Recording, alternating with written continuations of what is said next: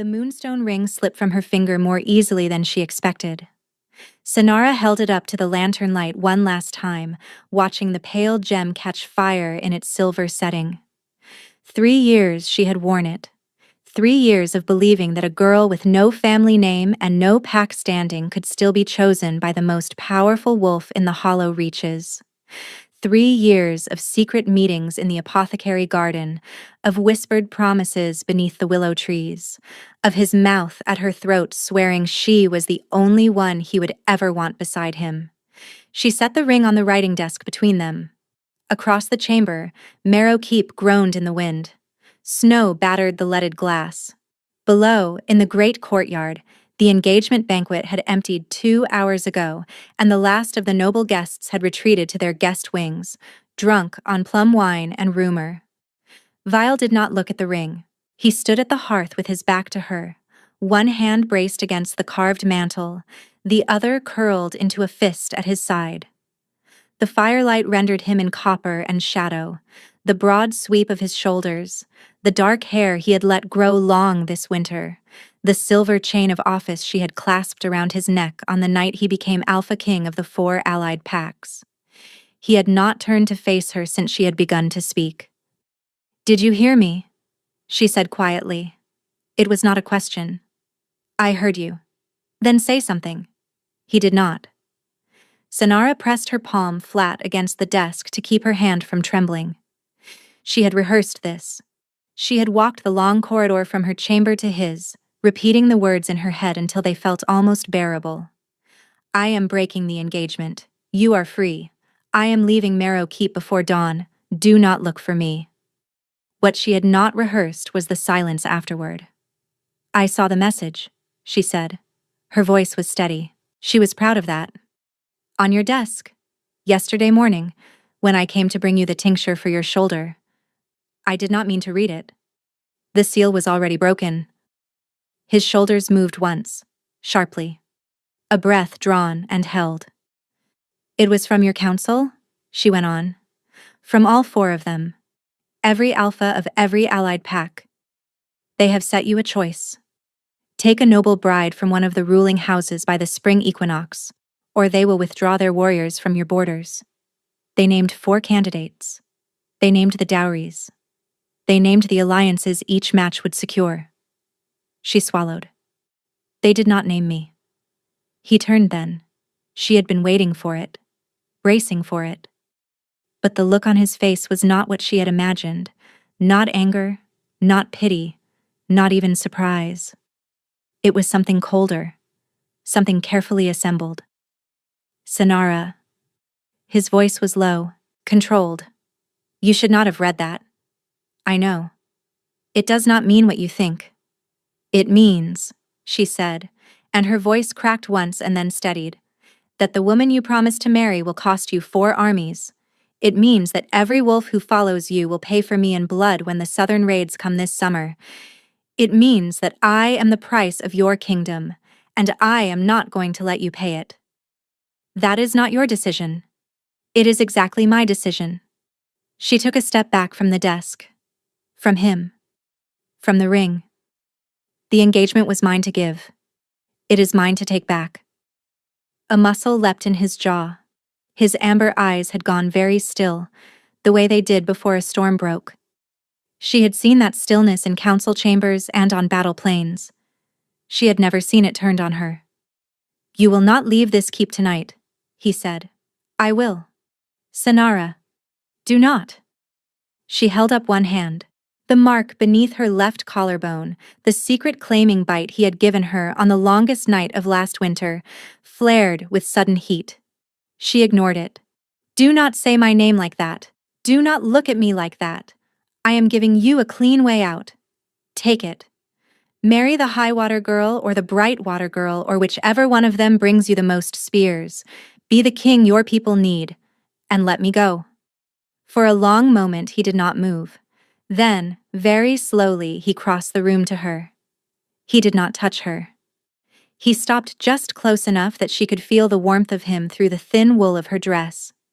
close enough that she could smell the wood smoke and crushed pine that had clung to him since the first night they met, the scent that meant home in a way no place ever had. "Listen to me," he said. His voice was different now, stripped of its alpha command, lower, rougher, the voice he used in the dark, in the garden, against her hair. "I have not given them my answer. I will not give them the answer they want.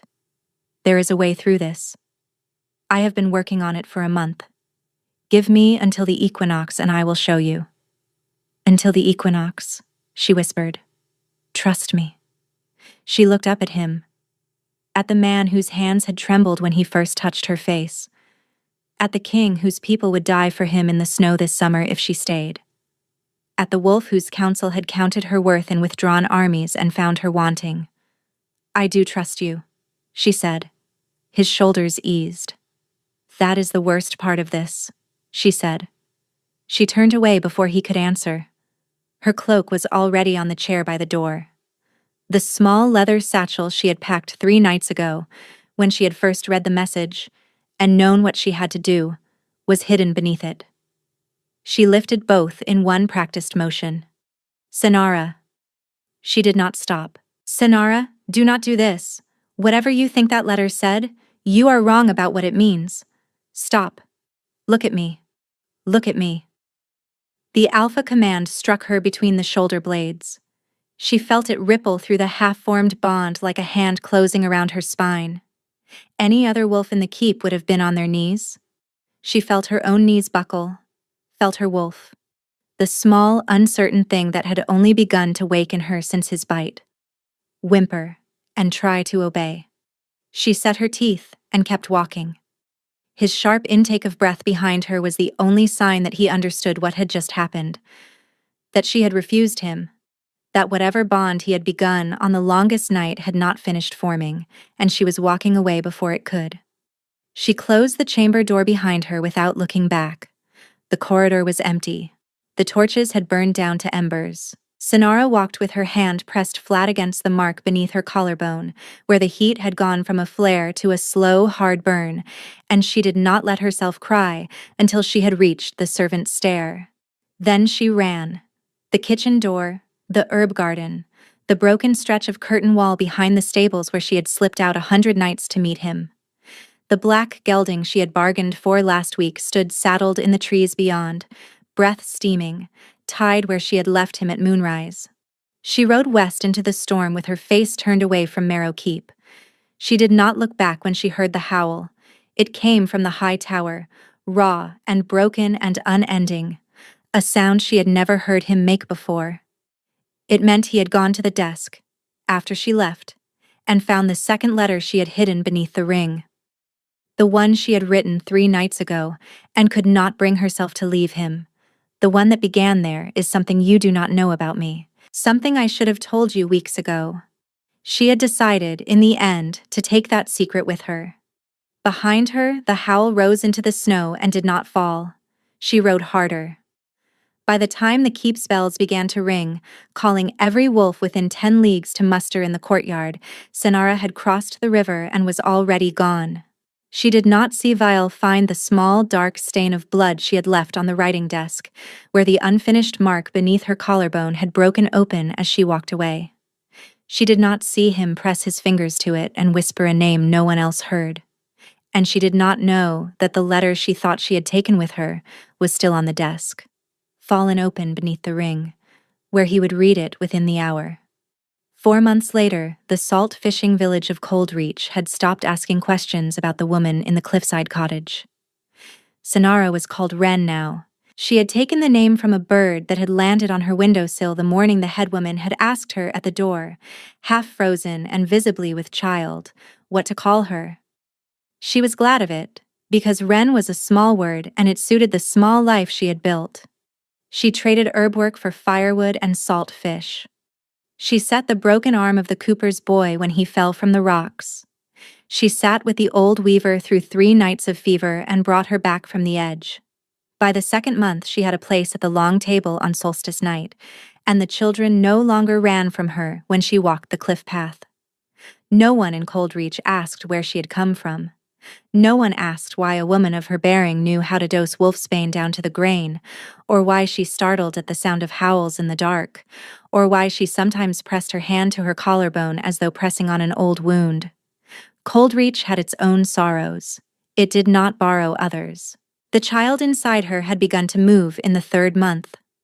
Not the gentle flutters the midwife had described. Something stronger. Something that woke her in the deep hours, kicking against her ribs from the inside as though it remembered being free. Sometimes the kicks came in pairs, 2 small heels against 2 different sides of her belly, and Sonara would lie awake in the dark with her hands on her stomach and try not to count what that meant. Wolves bred true. Wolves of royal blood bred truer. She did not let herself think of the father. She tried, at least. The mark beneath her collarbone had not faded.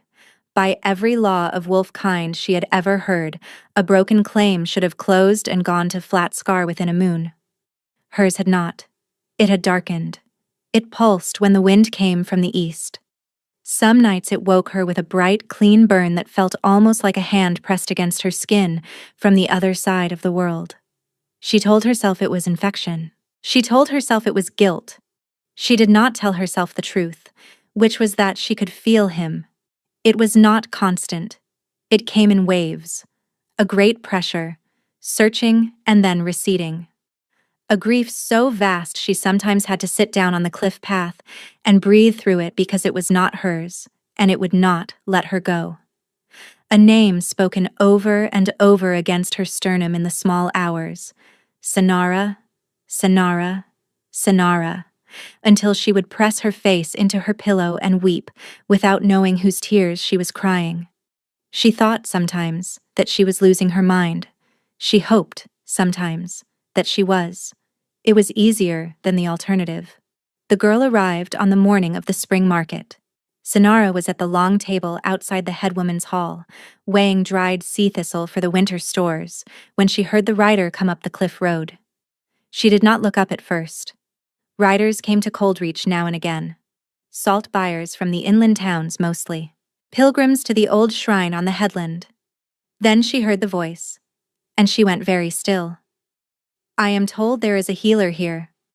The voice was young, out of breath. "An herb woman. They said she helps strangers." "That depends on the stranger," the head woman said. "Get down off that horse, child, before you fall off." Sonara raised her eyes. The girl on the horse could not have been more than 15. She was wrapped in a riding cloak too large for her, and beneath it Sonara could see the bright silver pin of a noble messenger and the narrow gold cuff at her wrist that meant she rode under the protection of a ruling house. The girl's eyes found Sonara across the courtyard. They were wide and very pale and very afraid. "Please," the girl said. "Please, you have to come." Sonara set down the measure. Her heart had begun to beat in a slow, strange rhythm. "Come where?" "My mistress." The girl swung down off the horse and her legs nearly buckled. The head woman caught her by the elbow. "She was poisoned. A week ago. She is dying. The court physician cannot help her. She told me, before she went into the fever, she told me to find the herb woman in Coldreach. She said you would know what to do. She said..." The girl stopped. Her chin trembled. "Who is your mistress?" Sonara said quietly. The girl looked at the ground. "Lady Ostreni of House Karen," she whispered. "First counselor to the Alpha King." The world tilted. Sonara put her hand on the table to keep it steady. House Karan. Ostreni Karan. The woman who had signed the council letter. The woman who had, by every measure of pack politics, been the loudest voice telling Vale to set Sonara aside and take a noble bride before the equinox. The woman who had been poisoned a week ago. The woman who, dying, had sent a messenger to find her. "Why me?" Sonara managed. The girl reached into her cloak. The folded paper she drew out was blood-stained at one corner. "She said to give you this. She said you would understand." Sonara took the paper with fingers that had gone numb. The seal was broken. The handwriting on the inside was unsteady, as though the writer had been pushing through pain to set down the words. But Sonara recognized it at once. She had seen it on 100 council orders, on a dozen summons, on the letter that had ended her life 4 months ago. The letter inside contained only 3 lines. The wine was meant for him. I drank it by mistake. I have been wrong about you. Come quickly, child. There is no one else who can help me, and there is no one else who can save him. Sinara stopped breathing. Save him, she whispered. My lady? What do you mean, save him? Her voice rose. The head woman was staring at her. The girl was staring at her. She did not care. What does she mean, save him? What has happened to him? I do not know what was in the letter, the girl said miserably. I was only told to bring you. But the king, he is not well, my lady. He has not been well since the snow broke. They say he is hunting in the mountains and will not come back. They say he howls all night. They say his wolf has begun to take him and not give him back. The mark beneath Sinara's collarbone flared so suddenly and so hotly that she gasped and caught at her own throat. She had felt it before, this far-away searching, this distant ache. But this was different. This was bright. This was close. This was a hand, pressed flat against the inside of her chest, hard enough to bruise. He was looking for her right now. He had been looking for her every moment since she had walked away. And he was running out of time. Sinara folded the blood-stained letter slowly, very slowly, and put it inside her dress against her skin. How long have you been riding? She asked the girl. 4 days. I was told to find you and to be quick about it. Then we have a little time. She turned to the head woman. I am going to need a horse and the small green satchel from the cottage and someone to mind my goat for a week. I will be back when I can. The head woman looked at her for a long moment. Ren, she said. Yes. That is not your name, is it? No, Sinara said softly. It was never my name. The head woman nodded once. She had been the head woman of a salt village on a hard coast for 40 winters, and there were many things she did not need to be told twice. Take the gray mare, she said, and come back to us when you can, child. Whoever you are.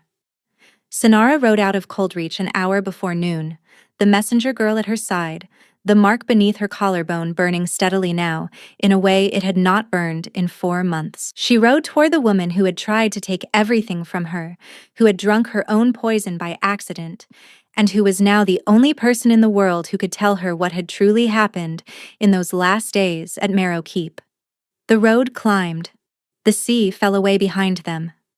The wind off the cliffs smelled of pine and salt and, faintly, of something else. Smoke. Sinara was the first to see it. She drew the gray mare up short on the crest of the ridge and stood in the stirrups and looked down into the valley they had been about to ride through. The way station at the crossroads was burning. The thatch was already gone. The stable doors hung open. There were shapes in the snow around the courtyard that she did not, at first, want to recognize as bodies. The messenger girl made a small choked sound. Stay behind me, Sinara said. Her voice had gone very flat. Do not get down off your horse. Do you understand me? Stay on that horse. Yes, my lady. Sinara rode forward. She had nearly reached the burned way station when the first wolf stepped out of the trees. It was not a wolf of the hollow reaches. She knew the colors of every allied pack, and this was none of them. Its coat was dark gray, streaked with rust, its eyes a flat yellow, its frame lean and long and built for running prey to ground. 2 more came out of the tree line behind it, then a 4th, then a 5th. They had been waiting. For her. The lead wolf opened its jaws and made a sound that was not a growl. It was almost a laugh. Sinara's hand went to the small silver knife at her belt, the one she had taken from Marrow Keep on the last night, because she could not bear to leave with nothing of his, and she understood 3 things at once: the poisoned wine, the dying counselor, the messenger sent to fetch her on a 4-day ride alone. It had not been a rescue, it had been a baited hook, and she had ridden onto it with her child in her belly and her wolf still half-formed inside her chest. Behind her, the messenger girl began, very softly, to laugh. Sinara turned her head a finger's width, just enough to see the girl in the corner of her eye. The bright, pale young face, the wide, afraid eyes that were no longer afraid at all. The smile that had bloomed slowly across the girl's mouth, soft and patient, like someone who had finally been told she could stop pretending. "You poor thing," the girl said. "Did you really think she sent for you?" "Move," Sonara said. "Did you really think anyone in that keep ever wanted you saved? Move. There is nowhere to go." The girl's voice had changed. It was older now. Smoother.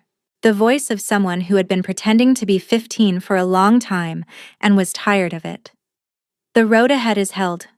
The road behind is held. Every village within a day's ride has been told to refuse you.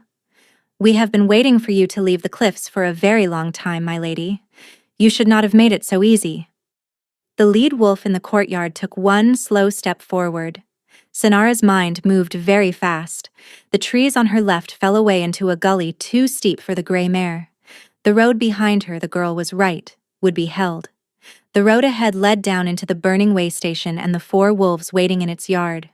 But beyond the way station, on the far slope, the road forked east into the high pines and the long stone road that, eventually, ran all the way to Marrow Keep. If she could reach the fork. If the gray mare had it in her. If the child in her belly held. 3 ifs. She would take 3 ifs. She drove her heels into the gray mare's flanks and shouted. The mare bolted forward.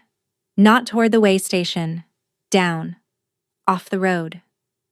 Into the gully Sonara had told herself was too steep, because the steepness was the point, because no wolf bred for chasing was built for plunging downhill through scree and broken pine. The gray mare went down the slope on her haunches in a roar of stones. Behind her, the messenger girl screamed an order. Behind her, wolves howled and gave chase. Sonara did not look back. She bent low over the mare's neck and gripped with her thighs, and the gray mare, half mad with terror and fully magnificent, took her down the gully and across the frozen creek at the bottom and up the far side in 3 lunging bounds that nearly broke them both. A crossbow bolt buried itself in the pine 3 handspans from her face. She wrenched the mare hard right. Another bolt. This one sang past her ear and struck the saddle leather and stuck there, vibrating. Black-fletched. The fletching wrapped in something dark that Sonara did not need to look at twice to recognize. Wolf's bane. They were not trying to take her alive. The far slope steepened. The mare lunged. Sonara felt the child in her belly kick, hard, twice, and the mark beneath her collarbone, the mark she had spent 4 months trying to forget, opened. It was the only word for it, and through it came Vielle, not a memory, not a feeling, him, all of him. Pouring through the half-finished bond like a river finding its channel after a long drought, hot and overwhelming and so vast she nearly came off the saddle. "Where are you?" The voice was not in her ears. It was inside her skull, inside her sternum, inside the small, cold space where she had locked him away 4 months ago and told herself the lock would hold. "Where are you? Where are you, Sonara? Talk to me. Where are you? Please." She could not answer with words. She did not know how, but she did not need to. The bond had opened both ways, and whatever she could feel of him, he could feel of her. She felt the moment he understood. She felt him register the gray mare under her, the wolves behind her, the bolt in the saddle, the wolf's bane on its tip. She felt him lose his mind. The roar that came back through the bond was not language. It was not even sound. It was a wave of something that hit her so hard she actually cried out, and the gray mare faltered beneath her, and then surged forward with a fresh burst of speed as though she had felt it too. "Hold on!" came the voice through the bond, steadier now, brutally steady. "Hold on, I am coming. Hold on. Do not let them take you. Sonara, do not let them take you. I am coming." She crested the ridge. The fork in the road lay below her. She took the east. The mare's flanks were lathered. Behind her, the wolves had reached the gully and were already across it, spreading out through the pines on both sides of her, working to flank. A new sound rose behind her, Not howling. Hooves. The messenger girl had brought riders. Sonara reached down for the silver knife at her belt and drew it. The first wolf broke from the pines on her left and lunged for the mare's hindquarters. She slashed sideways, blind, and felt the blade catch. The wolf yelped and fell back. The second came in from the right. She wrenched the mare around. The blade caught again, this time across the muzzle, and the wolf turned away snarling. But the third was already coming, and she was tiring, and the mare was tiring, and the path ahead was narrowing, and she knew, with a clarity she had not felt in 4 months, that she was not going to make it. The bond pulsed. "One more turn," Viel's voice said inside her chest. "One more turn, and then you stop. Do you hear me? You stop." She turned anyway. She had stopped thinking. She was running on the bond now, the way a drowning swimmer runs on the rope someone has thrown them. The path bent around a rock outcrop into a small clearing. Sonara hauled the gray mare up so hard the animal nearly went over backward. She slid from the saddle, knife in one hand, the other arm wrapped under her belly, and she turned to face the wolves coming up the path behind her. There were 6 of them now. The riders behind that. And then the trees on the far side of the clearing exploded. Something came through them that was not a wolf. Or not only a wolf. It was too large. The pines did not bend for it. They broke. It hit the clearing in a single bound that crossed 30 feet of frozen ground, and it landed between Sonara and the pursuit. And it turned, and its eyes were not amber. They were gold. Molten gold. The color of something that had spent 4 months in a furnace and was no longer quite the same thing it had been when it went in. The first hunting wolf reached the clearing. The thing that had been Viel did not move toward it. It opened its jaws and made a sound that was lower than a growl and older than language, and the hunting wolf stopped, as though it had run into a wall, and then began, very slowly, to back away. The other wolves were still coming. The thing that had been Viel went to meet them. Sonara did not see what happened next. She had fallen to her knees in the snow with her arms around her belly and her face turned away. She heard wolves cry out. She heard wolves stop crying out. She heard a man's voice somewhere, perhaps the messenger girl's father, perhaps her handler, screaming orders that nobody alive was left to follow. Then she heard hooves. Going away. Then nothing. Then she heard a soft exhale, very close, and a great warm weight settled against her back, and she felt the press of a wide muzzle against the nape of her neck. And she felt him breathe her in as though he had been starving for the smell of her for 4 months and had only just remembered what air was for. She did not turn around. She could not. She put her hand back, blind, into the thick blood-matted fur at his throat, and she felt him shudder once against her, all the way through his enormous body, and then go still. "Fail," she whispered. The shift when it came was almost gentle. She felt fur become skin under her palm. She felt the great body behind her become a man's body, on his knees, his arms coming around her from behind, his face pressed into her hair, his breath ragged and hot against the back of her neck. He did not speak. He was crying. She could feel it through the bond before she could feel it on her skin. The grief of him, the relief of him, the 4 months of him. It came through the open mark beneath her collarbone in a flood that left her gasping, and somewhere in the middle of it, somewhere in the storm of his unguarded mind, she found the thing he had been hiding. She found what was in the second letter, the one she had left on his desk, the one he had read. The one that had begun "There is something you do not know about me," and ended, "I am carrying your child, and I am taking that secret with me, because I cannot bear to be the reason you lose your kingdom." He had read it. He had read it within the hour. And what came back to her now through the bond, raw and unguarded, and not meant for her to see this clearly, was not anger and not betrayal, and not even grief.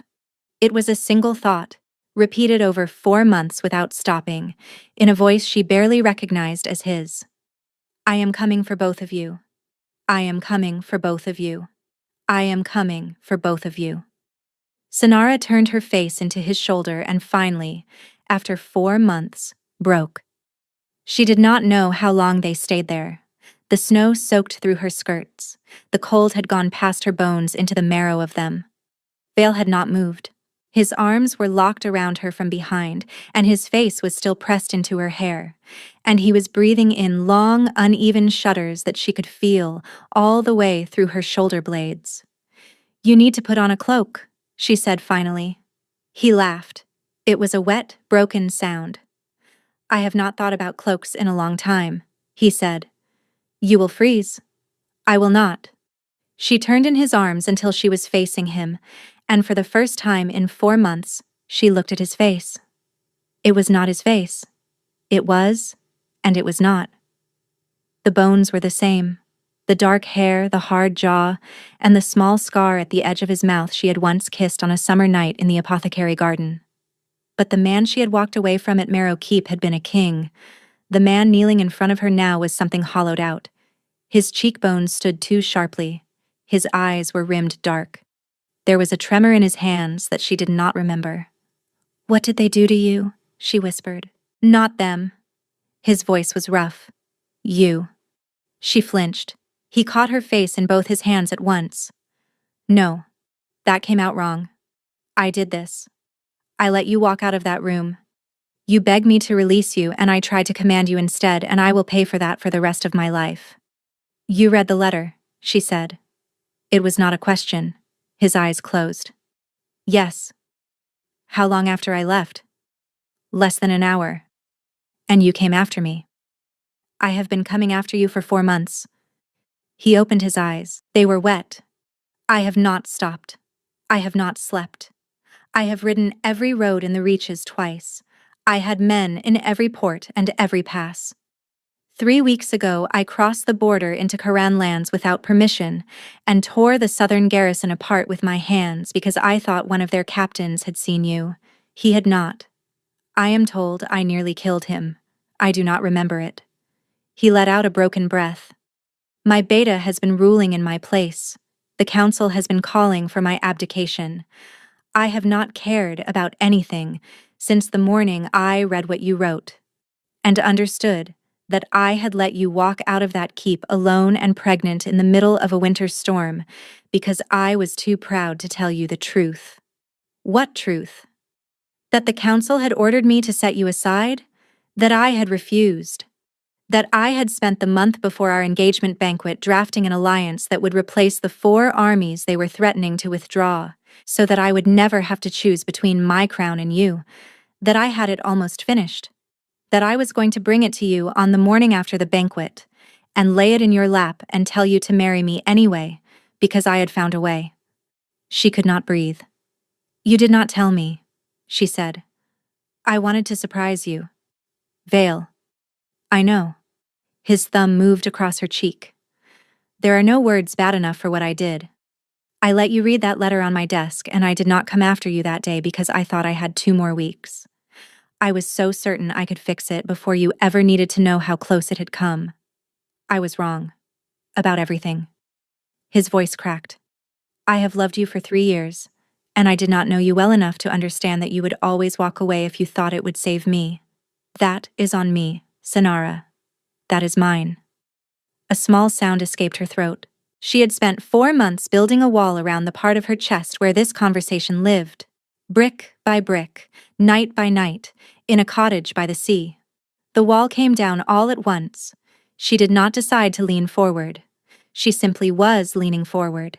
And then her forehead was against his, and then his arms were around her again, and she was crying into his neck with 4 months of held weeping coming out of her in a single raw flood that shook her from the soles of her feet upward. He held her through it. He pressed his mouth against her temple and said her name, over and over, the way he had been saying it through the bond for 4 months without knowing she could hear. "I felt you," she said, when she could speak again. "Every night." "I told myself I was imagining it." "You were not. I called you. I called you so many times, I thought I would lose what was left of my mind." She lifted her face. "You almost did," she said quietly. The girl said you have been hunting in the mountains, that your wolf was beginning to take you and not give you back. A muscle moved in his jaw. It would have, he said, if I had not found you tonight. I do not think I had another moon in me. She laid her hand flat against his chest.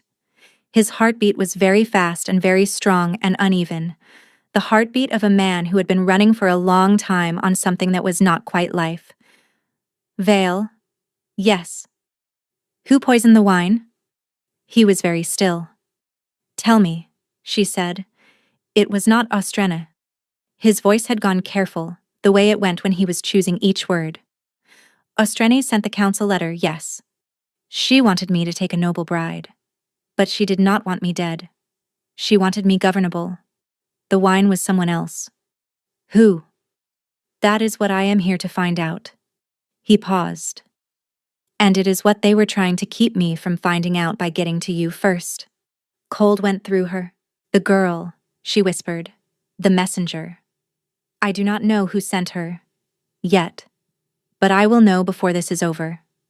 He looked at her, and his eyes were no longer wet. Senara, listen to me. There is a faction inside my own keep. I do not yet know how deep it goes. Ostrena began to suspect it 3 weeks ago, and that is when she was poisoned.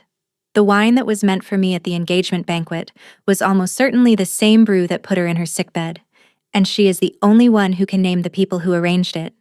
She sent for you because she does not trust her own household healers anymore. She believed correctly that you would not refuse a dying woman. The messenger she sent was not clean. How did you find me, then? The bond. He pressed his hand over hers where it lay on his chest. It opened the moment they fired the first bolt at you. It was as though something in you finally let me in. I was 3 valleys away, and I knew where you were, as surely as I know my own name. The mark beneath her collarbone pulsed gently in confirmation. You did not finish the bond that night, she said. On the longest night. No. Why? Because to finish a true bond, both wolves must want it freely, with full knowledge. And you did not yet know what you were marrying. You did not know what the council would demand of me. I wanted you to choose me with your eyes open. She closed her eyes. You impossible man. I know. She put her arms around his neck and pulled him in and pressed her mouth to his. It was not gentle. It was not careful. 4 months of grief had made her something she had not been before.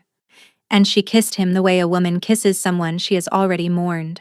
He made a sound against her mouth that was almost a sob, and the bond opened wider. What poured through it was not desire. Not yet. It was relief. His and hers, indistinguishable, mingling and overflowing the seam where they had been sundered. She felt his wolf for the first time clearly. A vast, tired creature that had been pacing a cage for 4 months, sit down inside him and finally rest. She felt her own small, uncertain wolf raise its head. She felt the children in her belly stir, both of them at once, as though they had heard their father's voice for the first time and recognized it. She gasped against his mouth. He pulled back. His eyes had gone very wide. Senara, he whispered. Yes. Was that? Yes. There are 2 of them. Yes. He pressed his forehead against hers and laughed. It was the first time she had heard him laugh in 4 months, and the sound went through her like sun. Of course there are, he said. Of course there are 2. Vale. Yes. My heart. We have to ride. He went still. How long do we have? He said. The girl screamed orders to riders before the wolves came at me. The wolves are dead, but the riders are not. They will report back. Whoever sent that girl will know within a day that the trap failed. They will move on Ostren before she can speak. And when they cannot kill her, they will move on the keep itself. Then we ride, he said. He stood and pulled her up with him, and his arm came around her waist as though he had decided in that moment never to release it again. We ride, and I take you somewhere safe, and then I go back to my keep, and I find the wolf who poisoned my counselor and I make him answer for it. No, she said. He looked at her. Not somewhere safe. We go to Ostrane first.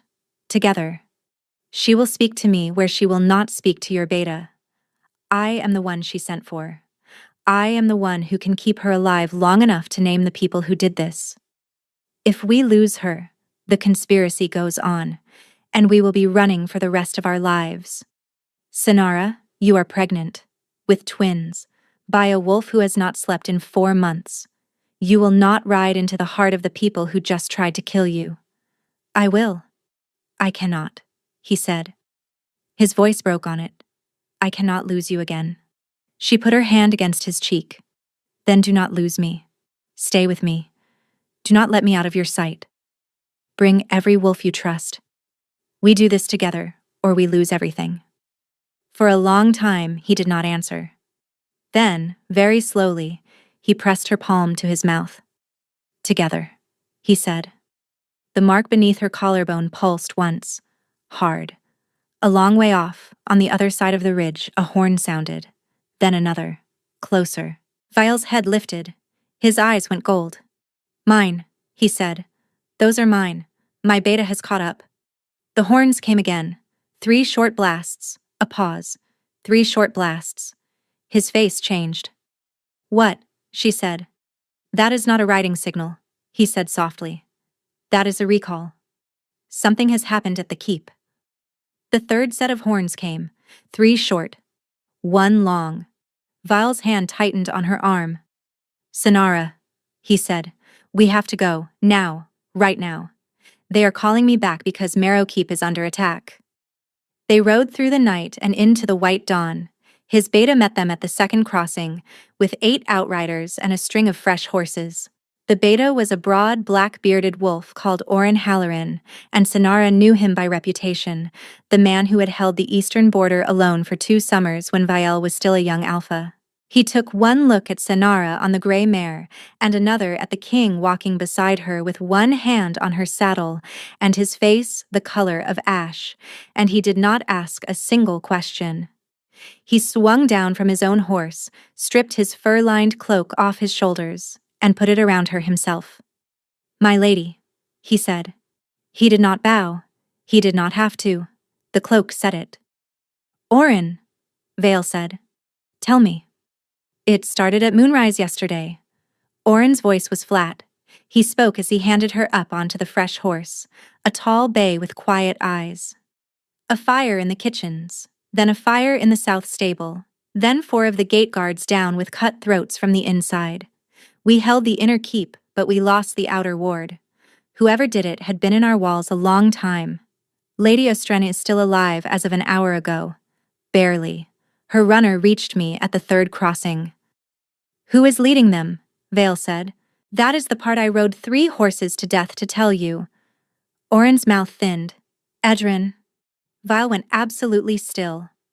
Say that again. Edrin is leading them. Sinara looked between them.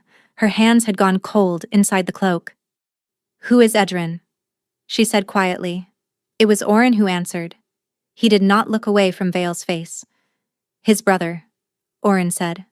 Sinara closed her eyes. She had never met Edrin. She had heard him spoken of, twice, in 3 years. Vial's elder half-brother. Sent away to the southern abbeys at 16, on the day Vial had been confirmed as heir, because the council had feared a contested succession. Sinara had asked Vial about him once, on a summer evening in the apothecary garden, and Vial had told her, very briefly, that his brother was a good man who had been given a hard life, and that he visited him at the abbey twice a year and brought him books. She had not asked again. She had understood, from the careful way Vial had spoken, that it was a wound. The abbey released him, Oren said. 3 months ago, without informing us. We have only just learned this. He has been in the reaches for the full of winter, my king. He has been moving among the council the entire time you have been hunting in the mountains. He has been telling them, very gently, that you are no longer fit to rule. That is why Ostrane began to suspect, Vial said. His voice had gone very quiet. Yes. That is why they poisoned the wine at the engagement banquet. Yes. My own brother. Oren did not answer. There was no answer.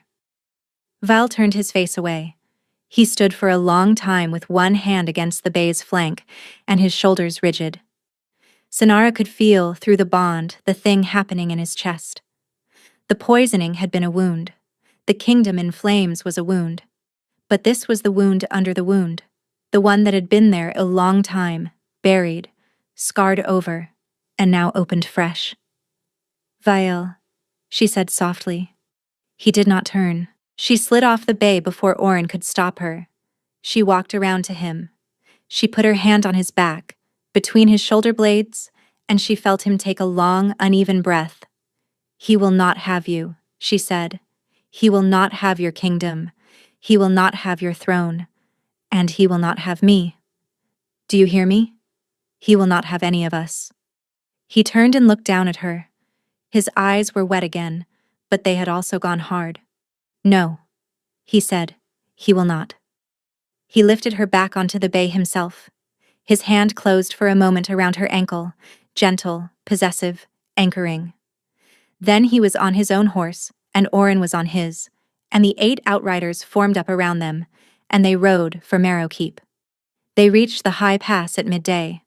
From the pass, the keep was visible across the long valley. Sinara had seen Marrow Keep 1,000 times. She had never seen it like this. The outer ward was burning in 3 places. The great banner above the gatehouse, which had carried Vael's Wolfen Crescent for 9 years, had been pulled down and replaced.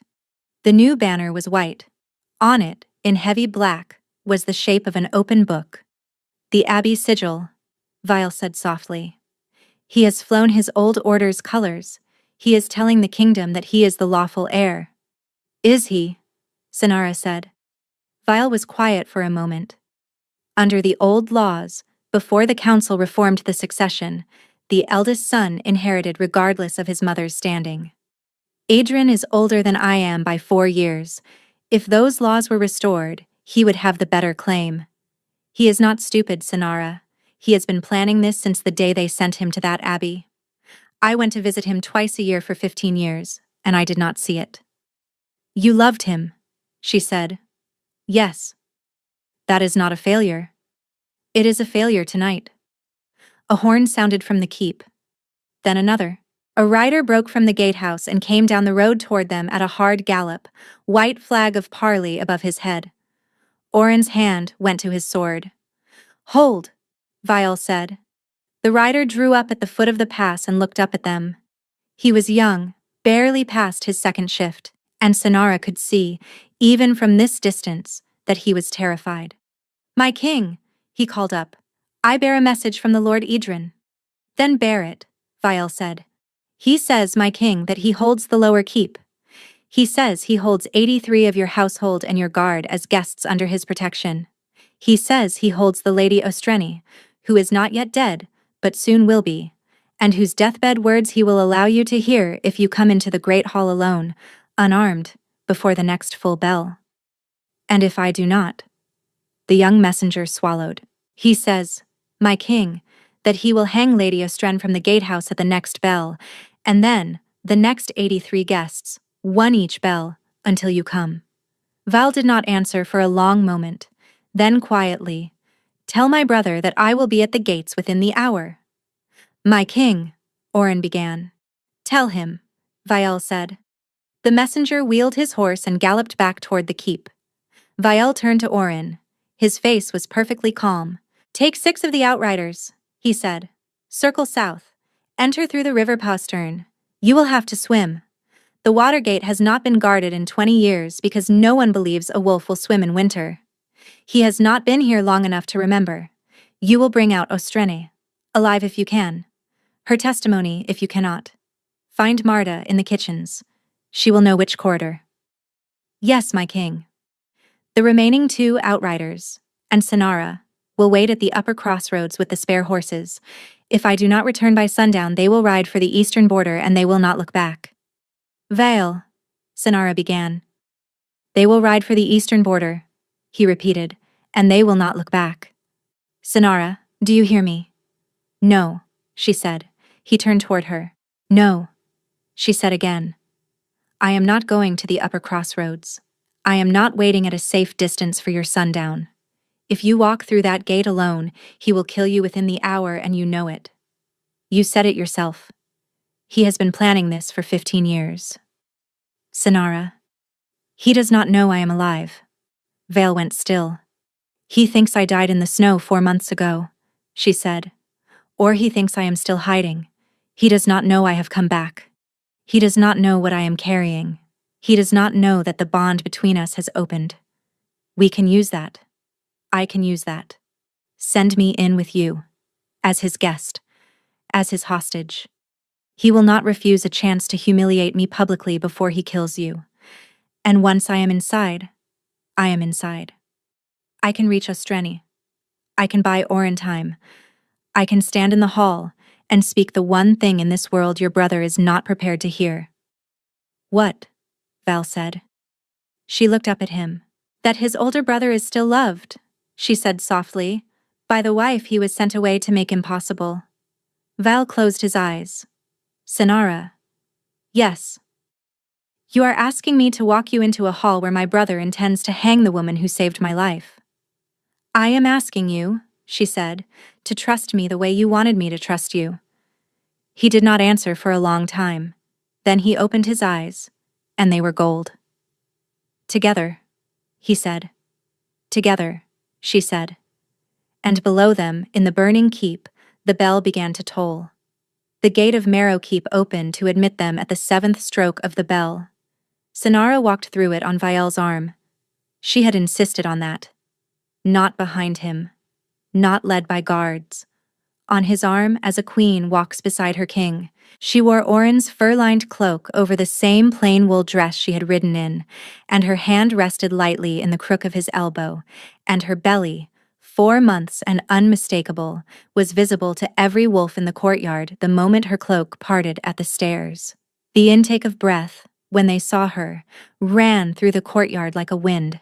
She heard her name said in a dozen mouths at once.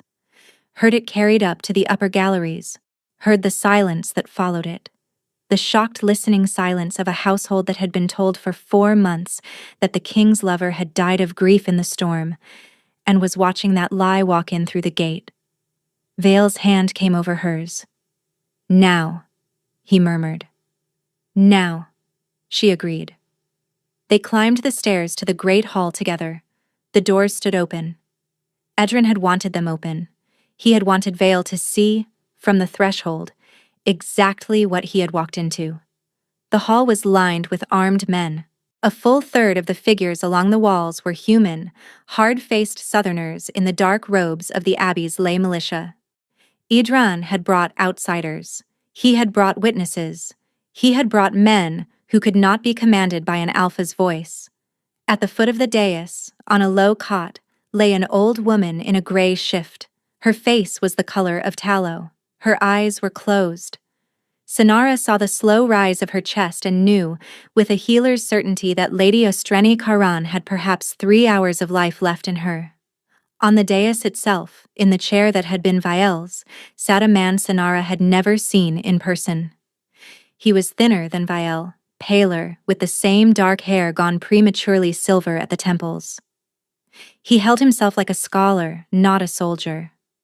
His robe was plain dark gray, his hands folded neatly in his lap, and when he saw Sinara on Vael's arm, he did not look surprised at all. He looked, very faintly, sad.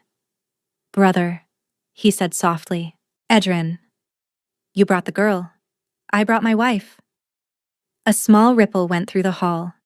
Edrin's eyes did not leave Sinara's face. You were not married at the equinox, he said. We are now. The bond is not finished. I can feel it from here. It will be.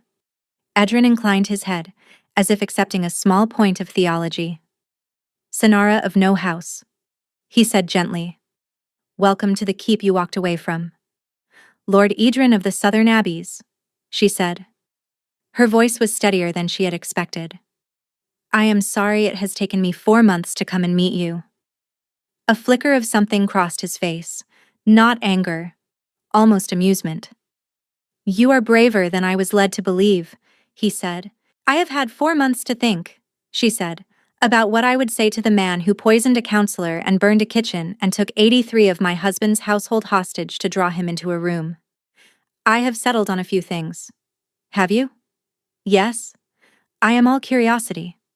She took her hand off Vale's arm. She walked, slowly, 3 paces forward.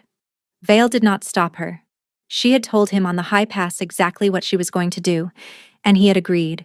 And she felt him through the bond now, every breath, and every thread of his attention, the leashed and waiting weight of him at her back. She did not look at him. She could not afford to. She walked until she was standing over Lady Ostreni's cot. "May I?" she said, without looking up at Edren.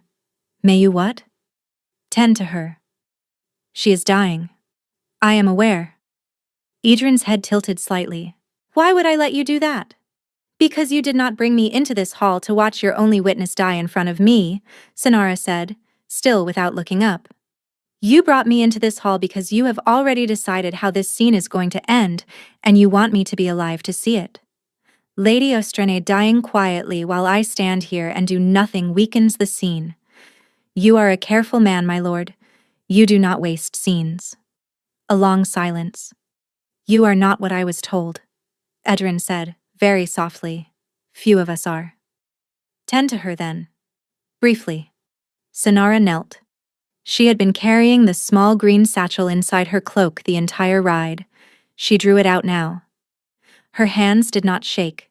She mixed ground silvercress, bitter mint distillate, and a pinch of the blue salt the head woman of Coldreach had given her on the morning she rode out, with 3 drops from her own water skin in the small horn cup she carried for emergencies. She lifted Ostren's head onto her knee. "My lady," she whispered, "drink this, slowly." The old woman's eyes opened a fraction. They focused on Sonara's face. Recognition came into them. Then, astonishingly, the ghost of a smile. "Healer," Ostreni breathed. "Yes. You came. I came. I was wrong about you." "I know." The old woman drank. It took a long time. Sonara held her head and tipped the cup, drop by drop, and felt the herbs do what they did, which was not to cure, because nothing would cure her now, but to clear. To buy. To give a dying woman one last hour of clarity before her body gave out. By the time the cup was empty, Ostreni's eyes were open and focused. By the time Sonara lowered her gently back to the cot, the hall had gone very quiet. Sonara stood up. She turned to face the dais. "My lord," she said, "Lady Ostreni would like to make her statement now, before witnesses, while she still can." Edren's face did not change, but Sonara saw it. The smallest tightening at the corner of his mouth. The smallest shift of his hand on the arm of the chair. He had not expected this. He had expected the old woman to slip into the long dark before she could speak. He had built the whole scene on it. She had taken his scene from him. "That is not what we are here for," Edren said. "It is what I am here for." "Sonara of no house," he said softly. "You are very far from your cottage." "Yes, my lord." "You should have stayed there." "I know. It will be a short walk back, when this is finished." "Perhaps." He smiled. It was a very gentle smile. It did not reach his eyes. "Take her," he said, to the men along the walls. 3 of the Southern Abbey men stepped forward. Sonara did not move. She did not look at Vale. She did not need to. The bond was wide open between them now, and she could feel him gathering, the way a storm gathers, the way a great wave gathers, the leashed weight of him going taut at her back. She raised her voice. "Lady Ostreni," she said clearly. "Who poisoned the wine at the engagement banquet?" The hall held its breath. The old woman on the cot drew a long, thin breath of her own. "Lord Edren of the Southern Abbeys," she said, in a voice that carried somehow all the way to the gallery. "He paid the steward in the autumn. He paid the cellarmaster on the longest night. He sent the brewer back to the south with 20 pieces of silver in his purse and a knife in his back. I have the names. I have the dates. I have the receipts in a sealed box in the 3rd stone of the Western Chapel hearth, behind the cracked tile. They have my testimony in writing under 3 witnesses' seals. It is already on its way to the 4-pack alphas. It left my house the morning I drank the wine. The silence that followed was the loudest sound Sinara had ever heard. Edrin rose. "You old woman," he said. He was not smiling now. "Yes," Ostrane agreed. He moved fast. The abbey men along the walls moved with him, and the three coming for Sinara broke into a run, and from the gallery above came the sudden clash of steel as Orin Halloran and his 6 outriders, who had not gone to the river postern at all, dropped down into the hall with 20 more wolves Vale had been quietly massing for a week. Vale moved last. He moved through the hall like weather. He did not shift. He did not need to. His hand closed on the front of Edrin's robe halfway up the dais and lifted his older brother off the floor and slammed him back into the chair that had been Viel's, and the abbey men nearest the dais hesitated, just for a heartbeat, because some old animal part of every man in that room had recognized, finally, who the dominant wolf in it was. The heartbeat was enough.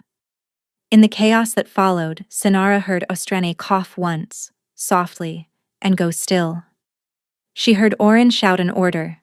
She heard wolves pour through the upper doors. She did not see the small silver knife come out of Edrin's sleeve until it was already moving. It was not aimed at Vale. It was aimed at her belly. She felt it before she saw it. The bond rang inside her like a struck bell. She turned. She raised her arm. She felt the blade go through the heavy fur of Orin's cloak and into the meat of her forearm, deep, all the way to the bone, and she felt the wolfsbane on it begin, immediately, to burn. She felt her knees go. She heard Vial make a sound that was not a sound. And then, as the floor came up to meet her and the great hall began to tilt sideways, she felt the thing inside her belly. The small, fierce thing she had been carrying for 4 months. 2 of them now. 2 small, bright presences that had been waiting and waiting and waiting opened their eyes. The hall filled with light. It was not her light. It was theirs. The light came up out of her. It did not feel like power. It felt like waking. Sinara was on her hands and knees on the cold stone of the dais. The silver knife was still in her arm. The wolfsbane had begun its work, a black creeping cold that ran from the wound up toward her shoulder, and she should have been losing consciousness. By every healer's reckoning she had ever made, she should have been beginning to die. She was not dying. The light had wrapped itself around the cold black line as it climbed her arm and was, very gently, eating it. She watched, distantly, as the black retreated. As the wolfsbane that should have stopped her heart simply stopped, suspended, held in place by something soft and bright and not hers. She felt the small, fierce attention of 2 presences inside her belly, both of them awake, both of them turned toward the wound, both of them doing this without knowing yet that they were doing anything at all. "Mother," she heard. Not in words, in a feeling. 2 of them. Slightly different. One brighter, one steadier. "I am here," she thought back. "I am here. Stay with me. Stay with me, my loves. Stay with me." The black retreated all the way back to the wound and stopped. Sinara raised her head. The hall had gone still around her. The abbey men nearest the dais had stopped where they stood, weapons half raised, and they were staring at her, not at Viel. Their faces had gone slack with the particular stupidity that comes over men when something happens that their training has not prepared them for. Behind them, Orin and his wolves had reached the dais steps and stopped, because the dais was now full of light, and the light had made the whole hall strange. Vale was on his knees beside her. He had Edrin by the throat. He had not noticed. He was looking at her, only at her, and she had never seen his face do what it was doing now. It was open. All the careful weights and counterweights of a king's face had simply fallen off it, and what was left was a man. "Sinara," he whispered. "I am all right. You are glowing. It is not me." His eyes dropped to her belly. They went very wide. "Oh," he said. "Yes." "Oh." She laughed. It came out choked and wet, but it came out. "Help me up." He did. He had to use only one arm because the other was still locked at the throat of his older brother, who had gone very pale and very still in his grip, and was watching Sonara with an expression she could not read. Vial lifted her to her feet as though she weighed nothing. He kept her against his side. He did not look away from her, even now, even with the kingdom's traitor in his other hand. She turned her face to Edren. "My lord," she said quietly. "Sonara of no house," he said. "I am not of no house anymore?" "No," he agreed in a voice that had gone almost gentle. "I see that." The light around her belly pulsed once, softly, and dimmed. Not gone. Banked. The way a fire banks for the night, alive under its ash, ready to be woken again. She lifted her wounded arm. The wolfsbane line had retreated to a faint gray shadow around the wound, no longer climbing, no longer killing. She set her teeth and pulled the blade out in one motion. The pain was clean and simple. The blood that came after it was red, not black. She handed the knife, hilt first, to Vial. "This is yours," she said. "I think." Vial took it. He did not look at it. He looked at Idran. "Brother," he said. "Yes." "Why?" The hall was very quiet. Idran was silent for a long moment. Then, with what dignity a man can keep when he is being held off the floor by his throat, he said, "Because I was 4 years old when I learned that I had been born into the wrong half of a story. By the laws our great-grandfather wrote, the keep was mine. The kingdom was mine. The council put a crown on the wrong head, and they sent me to a southern abbey to read books about it for 15 years, and you came twice a year and brought me more books. And I loved you, brother. I want you to know that. I loved you. And I still took the chance when it came. You poisoned my counselor. Yes. You burned my keep. Yes. You raised a knife to my wife and unborn children." Edren's eyes closed. "Yes," he said. "I am not going to kill you," Vale said. Edren's eyes opened. He looked for the first time, surprised. "You are not," he said. "No. Why?" "Because if I kill you," Vial said, "I am the kind of man who kills his older brother in a great hall in front of his wife. I have decided I am not going to be that kind of man tonight." He set Edren down. He did not let go of his throat. "You will go to the 4-pack alphas. You will give yourself up to their judgment.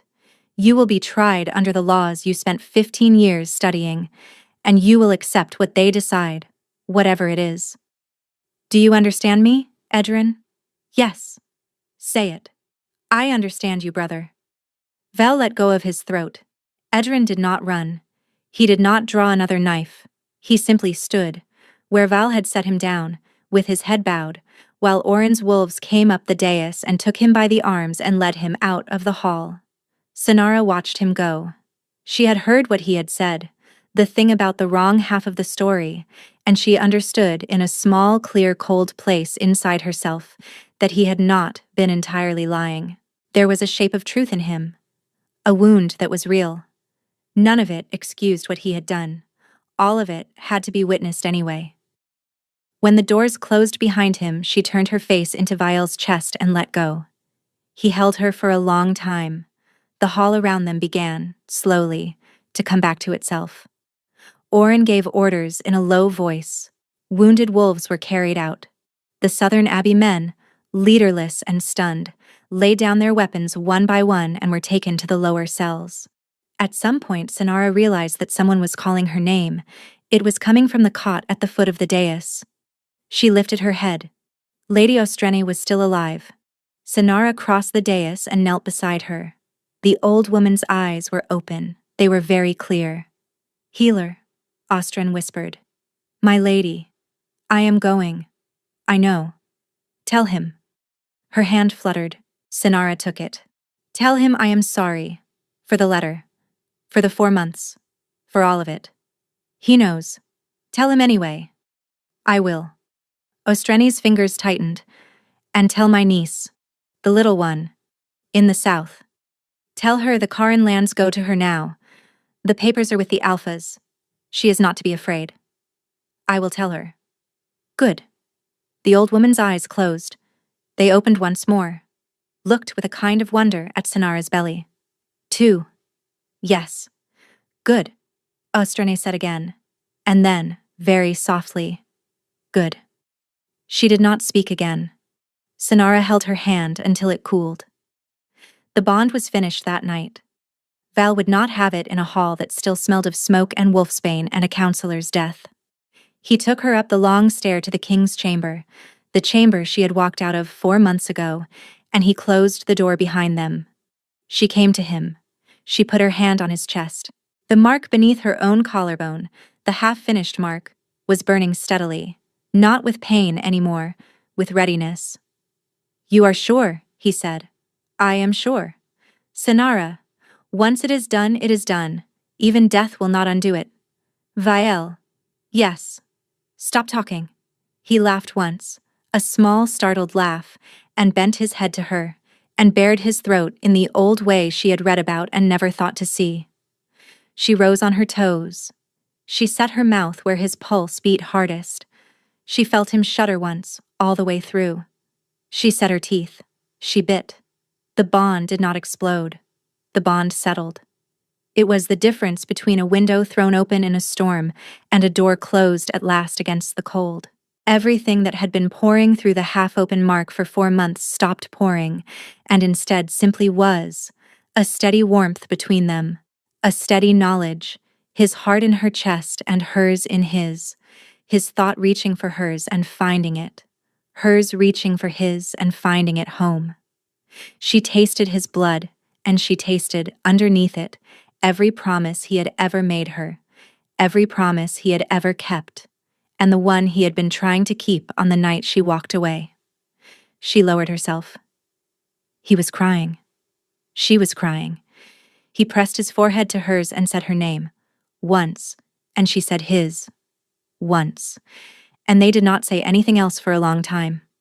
Outside, somewhere in the keep, a wolf began to howl. Then another, then another. By the time the sound reached the king's chamber, it was every wolf in the keep at once, and beyond the keep, every wolf in the valley, and beyond the valley, on a frequency Sonara could only just feel. Every wolf of every allied pack in the 4 corners of the reaches, all of them at once, lifting their voices because their alpha had been broken open for 4 months and was finally whole again. She and Vale stood inside the sound and held each other and did not speak. The trial of Edran of the Southern Abbeys was held 3 weeks after the keep was retaken. The 4-pack alphas heard Lady Ostrene's testimony, which she had committed to writing on the morning she drank the wine. They heard the witnesses from the keep. They heard the Abbey men, who, in the way of men whose leader has fallen, told everything they knew the moment they were asked.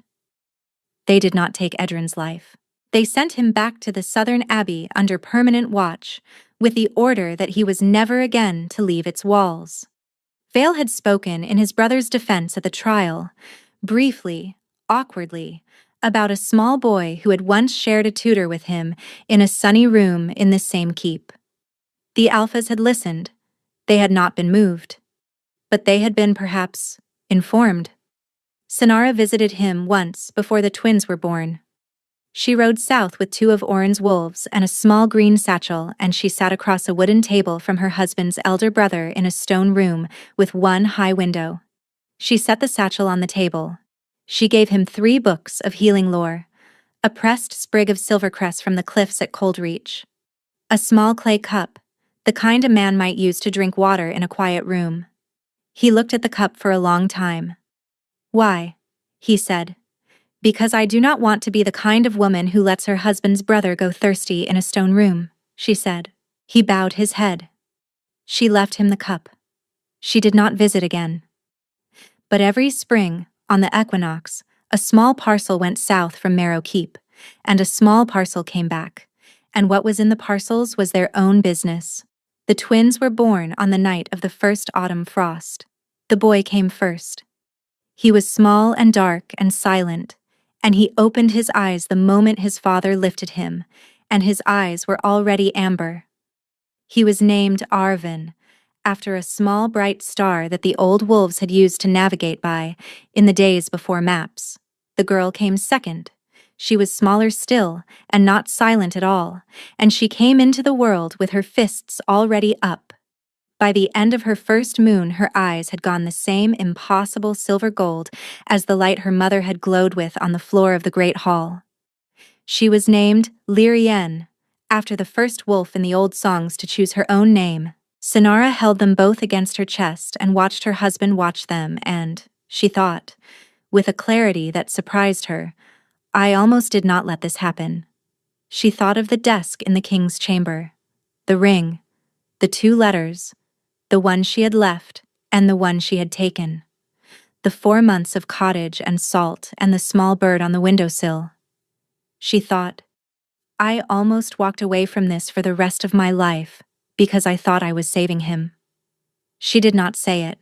She did not have to.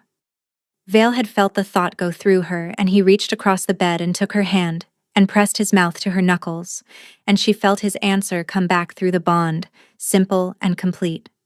And I almost let you. Never again. Never again. Outside the chamber window, the autumn storm broke open and washed the keep clean.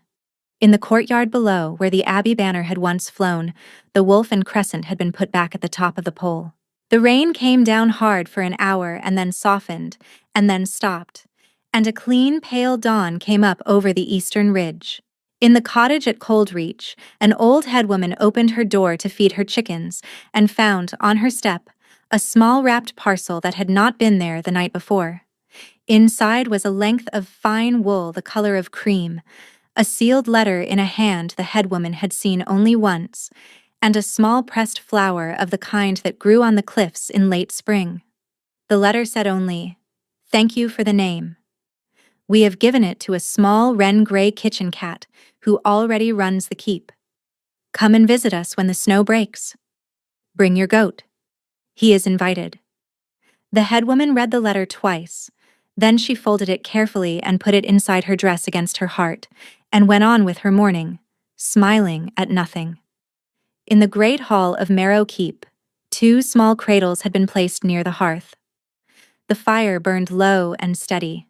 The king of the Hollow Reaches was asleep in a chair beside them, with one hand on each cradle, and his queen slept against his shoulder, and the bond between them, finished now, ran quiet and warm and unbroken between their 2 chests, and would, until the long end of their long lives, never again be silent.